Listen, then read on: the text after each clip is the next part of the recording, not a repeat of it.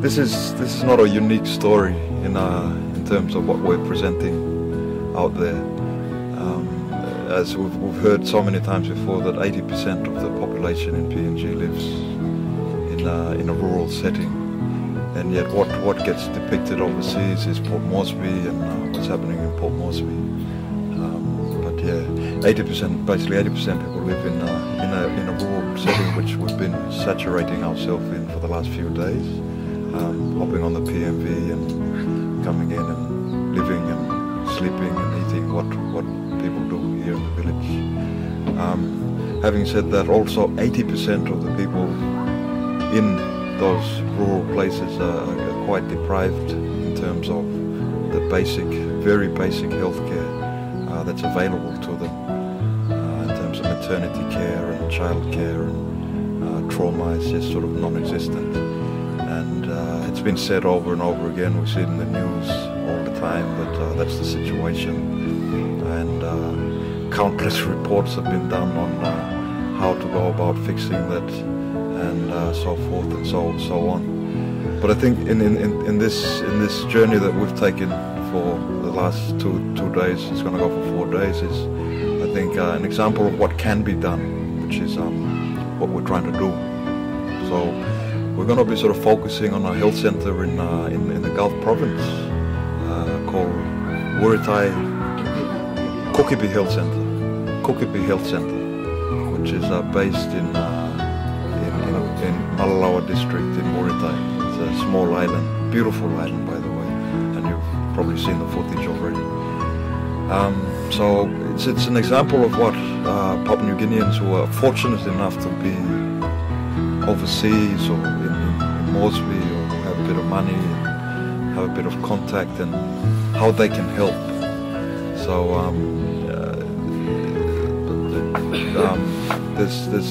there's a group in Brisbane called the Good Samaritans that was which was initiated about a year ago or something, and the idea was to actually gather up support and gather up a bit of resources and money to actually build up and refurbish the health centre.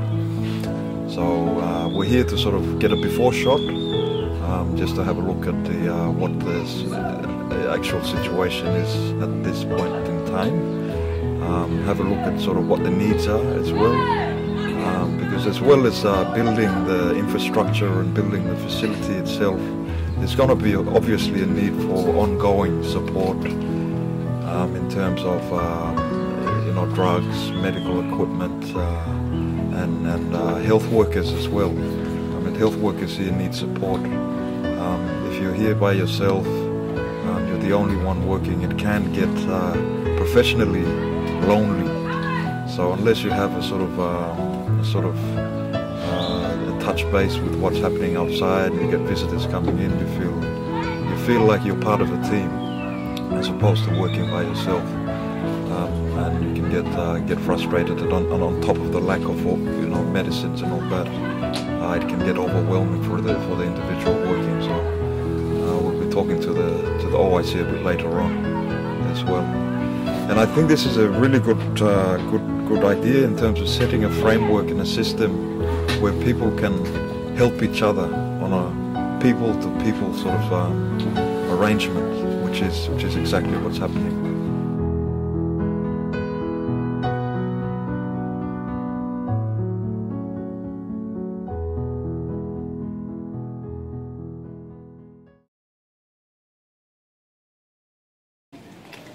So as you can see, this is a facility that we are running. We have 4 amateur, and then we are the CHWs running is known as an officer. It's a rundown health center. So from the outside view of it, you can see it's a bit alright. As soon as you get inside, it's going to chase you out of it. So it's not functioning to the required that the health facility could be, but we're still struggling our way to put it through.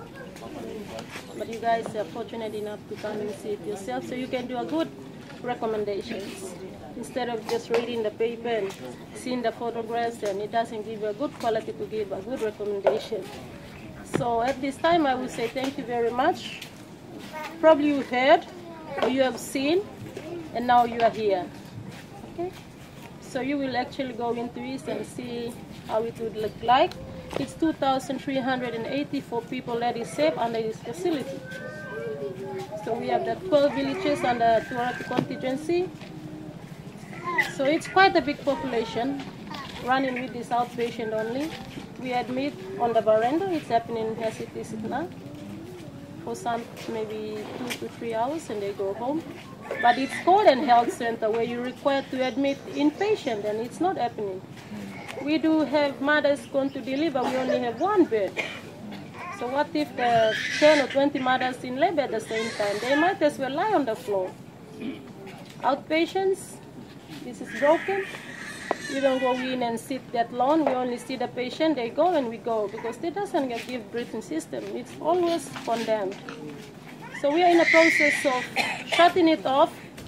But look at the expenses to get the people from here to Malalawa is 10 kina to go and 10 kina to come. How could a rural person afford that? So we have to sustain this facility just to serve the people to the accessibility they require. That is the 85% of the rural population. So I can't close it. People will die like that if we do to close the health center. So it's like an outpost, but still titled health center. But operationally, it is a health center setting, outpost setting. We do outpatients all the time. As a person like I am, I shouldn't be here because it's not running as a health center facility. But because of my heart for the people, I just have to remain. Whatever I can do, I am doing. So this is a good challenge to you guys who are from this place, elsewhere studying and seeing the very requirement of people to be served, and you are coming to see the real reality of it. So taking the report to your consideration, making it a reality, we need to establish something for the 85% of the population. So Tuareg people is suffering, like in other places. I've been in Central doing public health last year at the university. They're even worse than us. Why is it that? Nobody knows. It's a system that knows. So I'm very glad that this is the second person from Murita who have come in to see the real thing of it. The Rotarians came in, gave us some little instruments, hoping that this is the standard that we would use these instruments. We didn't go through it anyway. The instruments they brought were hospital requirements. They are sitting there. We haven't opened them because what can we do? That the building doesn't permit to install this kind of facility things. It's better you come and see like you are doing now. You do a facility study before you do the installation. So it's glad that you come and see it for yourself so you can do a better analysis and do the better recommendations. So you place in the right and proper things to be established in a facility like this. So those of us who have trained somewhere else come into Gulf, they said survival of the fittest. You come with a good heart, you serve. You don't come with a good heart, you will actually demolish this place and just exit yourself from living in this kind of environment. So it's better we have to work together. The 2020 vision is bringing the service to the accessibility of the people. That is the Gulf vision. So I'm happy that you guys probably read or didn't read, but God has given you the insight to come and see the accessibility of the service in this level. So thank you very much on behalf of my 3 staffs and the provinces are all, the district, Kerama district, I would like to say thank you very much for putting your effort to come to my level to see what is existing at this very moment. Thank you very much.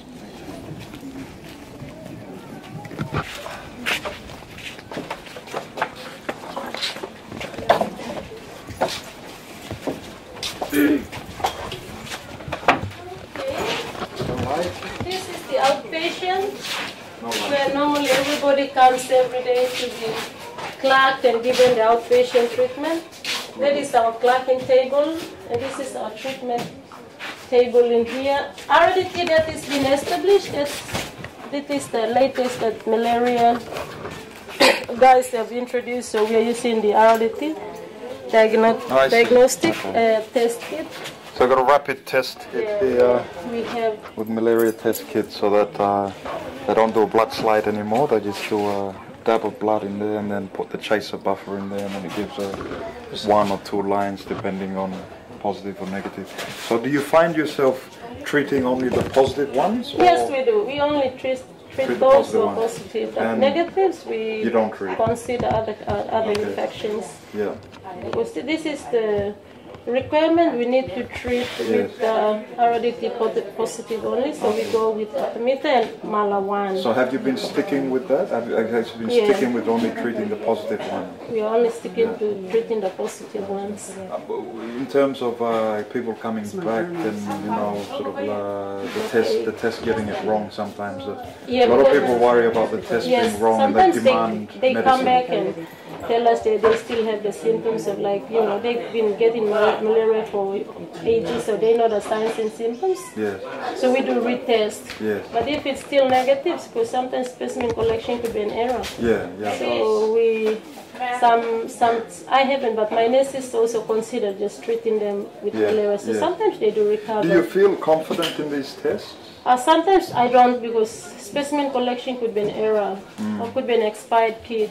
So sometimes I become reconciling this RDT that it's not expired, because if it's expired, it doesn't give it a good result. Okay. And who supplies the test? From the National Department of Health. Okay. Yeah. So it comes through the disease control, malaria. Malaria control.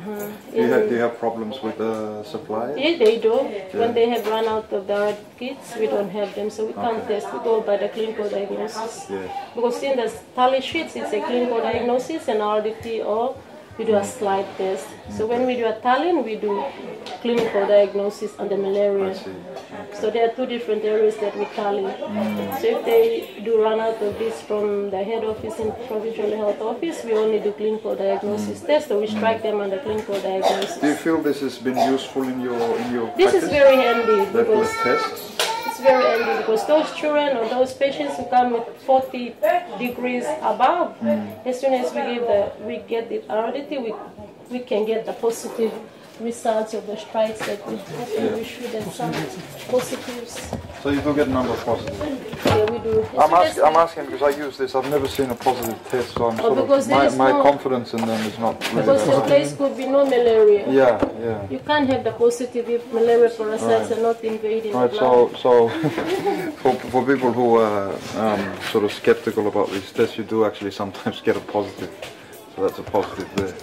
Yeah. So that's a positive for falciparum as well there. That's right. So you're going to get primaquine for that one, 14 days. 14 days. Alright.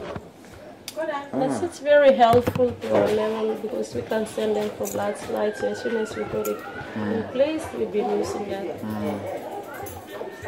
Because they trained us to do it, so we become very expecting collecting their blood. Do you also find as well that you save medicines by going only on positive results rather than treating people clinically? That's very, very true.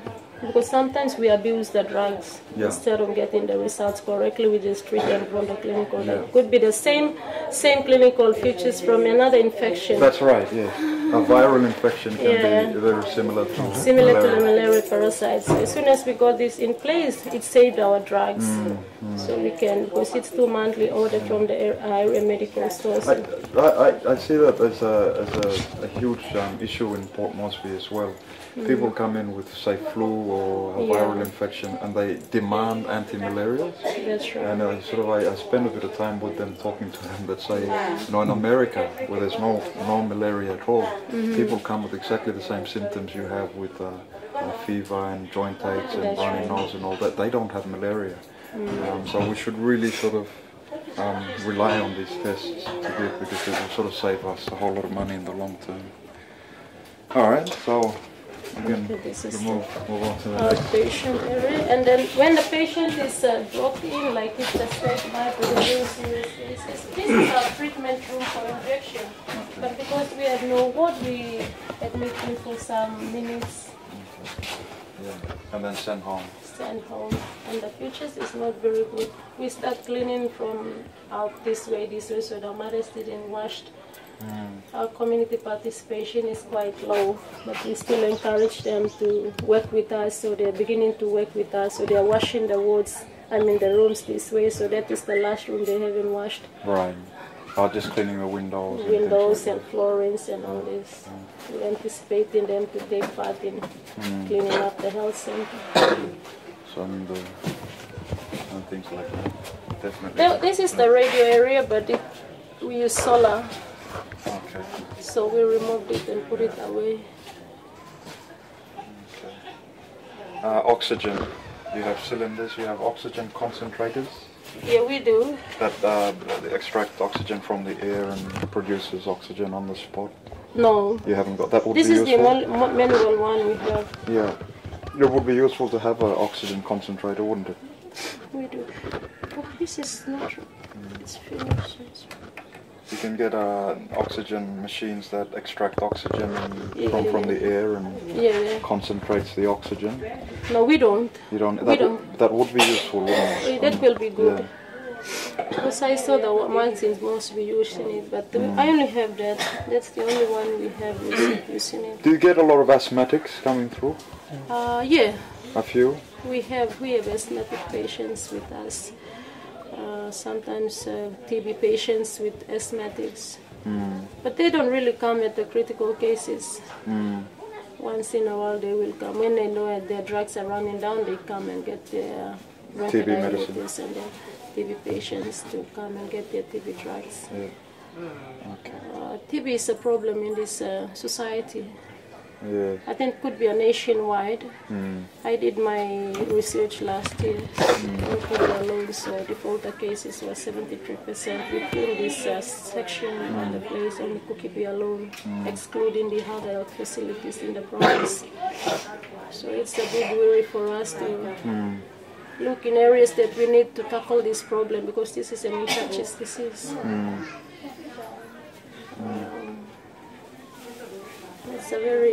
It's a major concern in here. Yeah. Even the public health is also worried about this. TB is a nationwide problem. And Gulf is the third cause of death in the province. That's TB. Yeah. But this is the section that is the one that is engaged in looking at the TB patients. Oh, I was talking about the rotary instruments. These are patents they gave us. Oh, okay. What are the instruments? These are different kinds of instruments that more or less applicable in a hospital setting. So we have them here. And I said we should give it to Kerama so they can make use of for the good people of Gulf province, since it's coming from Gulf. This is a tonic case. So what Yakuru was saying was that it's really nice that people can donate things, but I guess the word is appropriateness and usability once they get donated. A lot of these stuff were given with a good heart. Without knowing where the place is. Yes, so they can't actually use it here. So she's thinking of passing it on to Kerama Hospital where they can use it in a hospital setting. I think that's a sort of common situation too, where people do sort of feel like they're doing a good thing, and they are doing a good thing, but not to see the reality. This is one of the things. This is for the asthmas and any severe pneumonia or any. Oh, you could use this. This is good. We have asthmatic patients, so we need those things. This was donated by Rotary. One of the dialysis. Dialysis? Yeah, I think so. Yeah, so one of the dialysis. Yeah, so this beautiful piece of technology, but it's for dialysis. And it's in a health center which does not even have, the basic equipment for anti-malarials, let alone a dialysis machine. So maybe something for donors to think about. Yeah. Having a heart is one thing, but you got to mix it up with a bit of brain as well too. That's right. And insight into what's actually needed in a setting. Dialysis machine. Jeez. Wow. Dialysis.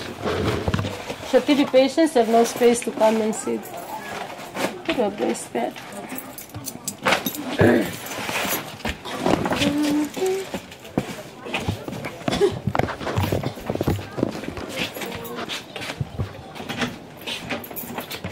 That's where we store our drugs.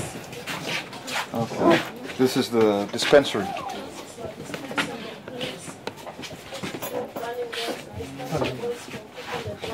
And I'm just keeping them in my office, in a fridge.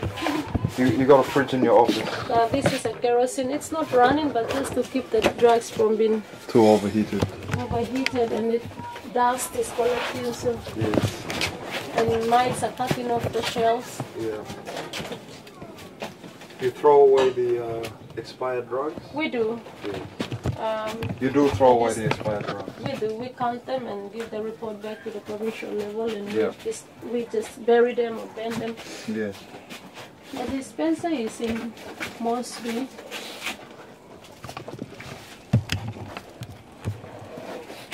We tried cleaning it, but still collecting.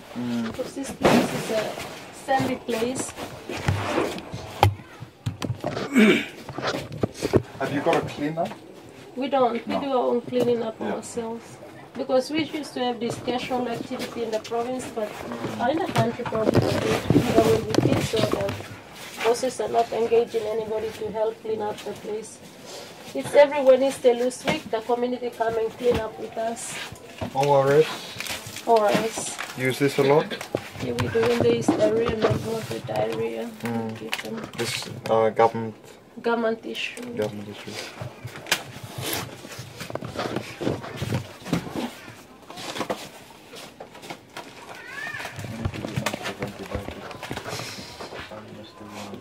This crystalline and plastic.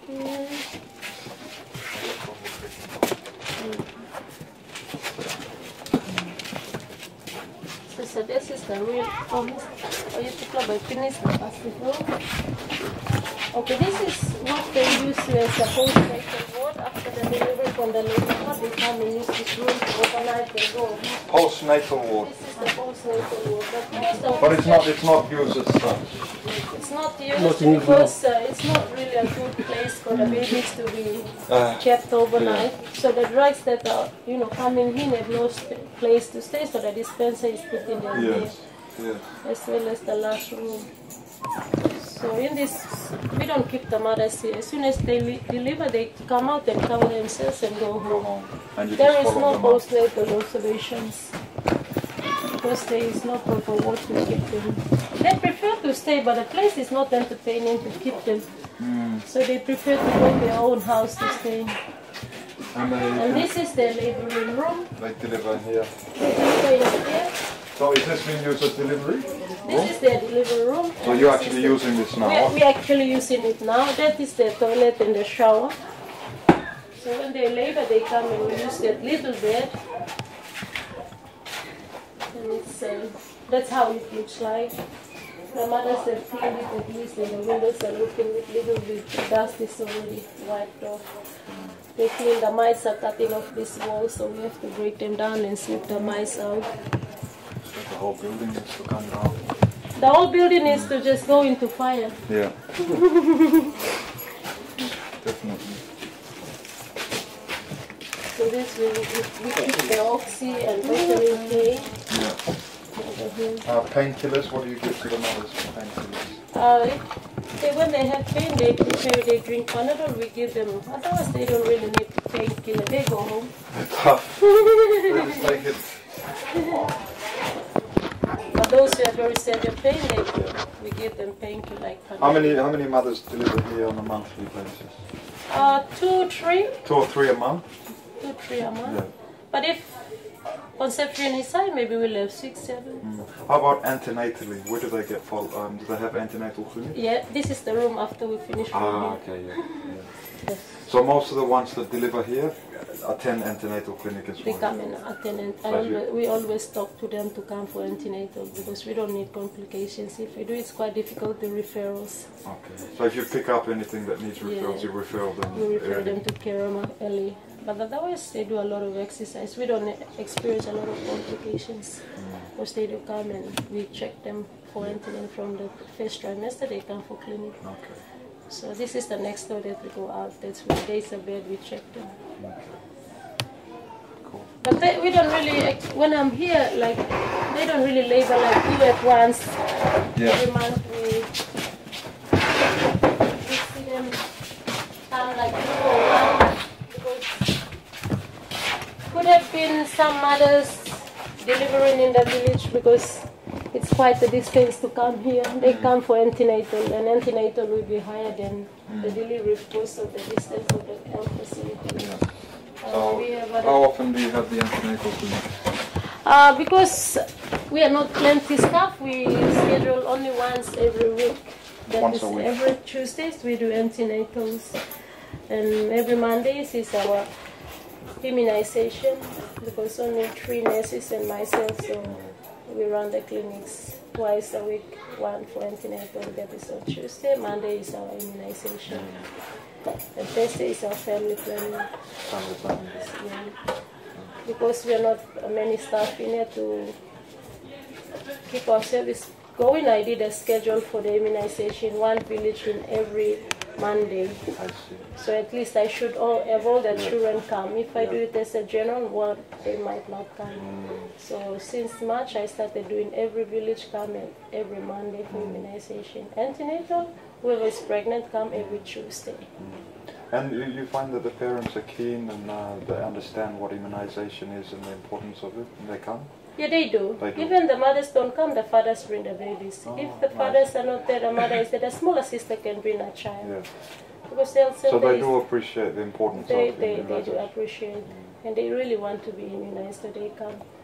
Lately I saw a child bringing a small sister for immunization, and I said, this is very good understanding. Nice. If the That's parents nice. are gone, but that small child can bring a sister child. rather for immunization. That's beautiful. So whoever is around can help them, hold them, so we immunize them. Yes.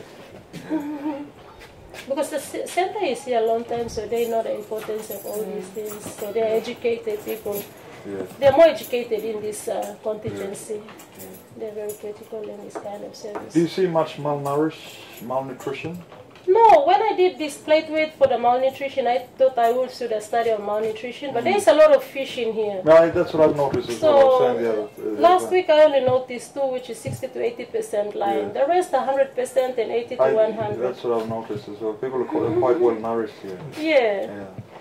They don't have, they have greens and all this, but we have no markets. But as soon as I was doing this selling in here, I could see that they only weigh 60 to 80%, over 80%. There's only 2 people 60 to 80%. So knowing that there is no malnutrition, high malnutrition in here.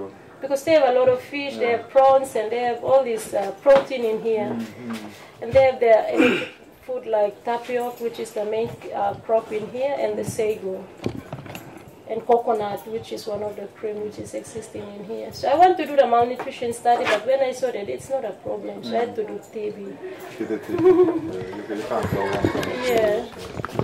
How about diabetes? Do you see any diabetics? No, it's not like Central. They're in here, they only drink sugar once in a while. And they don't have diabetes. They don't complain of diabetes, only maybe 1 or 2 people who go to Mosby and get checked. Otherwise, I don't see diabetes even.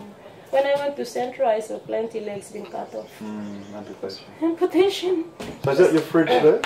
It's running. Working? This is, it's running. So you've got your immunization, Yeah, vaccines are stored in. And this is the ice maker, and this is where I store the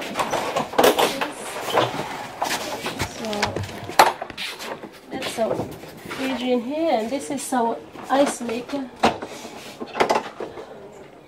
So for those who may not sort of not know the healthcare sort of thing, immunization, the most important thing with vaccines is maintaining the cold chain. Yeah. So you're going to maintain the cold chain all the way from the manufacturer all the way to where it's going to be delivered.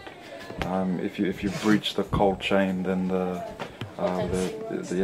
potency and the effectiveness of the immunization is it doesn't work. So it's really important for them to have a fridge at this level, functioning fridge, whether it's kerosene or they've got gas here, which is good. So the immunization is always kept within the accepted temperature. It's for the ice. So that's I've never actually seen the gas one of these before. Is it good? It lasts? Like how long would? 6 months. 6 this months. one would last 6 months. Yeah. So this fridge and this one 6 months. Yeah. This one runs into freezer. Yeah. fridge stays on. The fridge stays on, but I mean this to run that Yeah. 6 months. We change the cylinders. After Every 6 Yes, months. 6 months. How much is one of these cylinders? I wouldn't know because they were buying it from Kerem and sending it to us. Okay. Yeah, I don't know the We can find out. Cold chain Cold chain. office down there is And Karama. yeah. We only pick up and come and install them. Do you go on outreach for vaccination, or they Yes. mainly come in here? When there is money, we do patrol program, and then we secure some funds to go for the accommodation, and we go. So when we go, we get this and plus one of the cylinders to do it right in the bush. So we start this ice maker and put the vaccines in here, and we store it. We And then change take the it out. ice packs, yeah. That And should I start last the 24 fridge hours. 24 hours, and we change the ice packs to keep the. It's quite difficult, but we still do.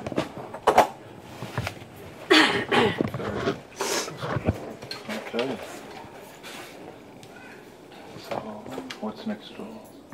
So the other room is the last room that we store some of our drugs that run on the green light away. Sorry.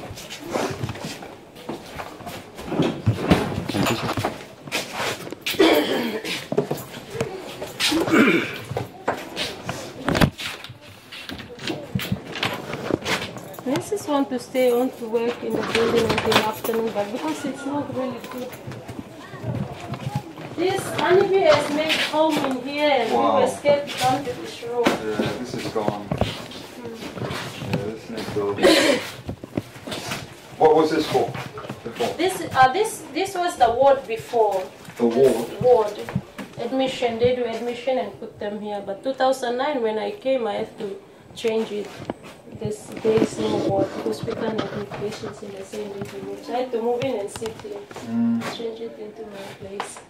Yeah. So we have to put everything on the table and sweep the floor.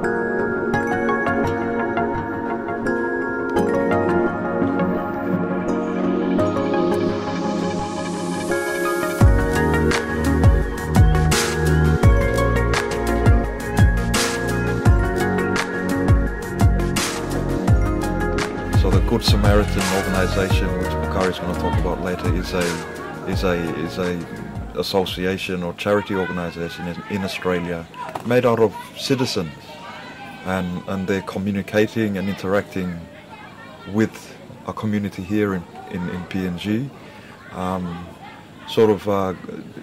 picking up where perhaps the government should be doing, but it's gonna take those sort of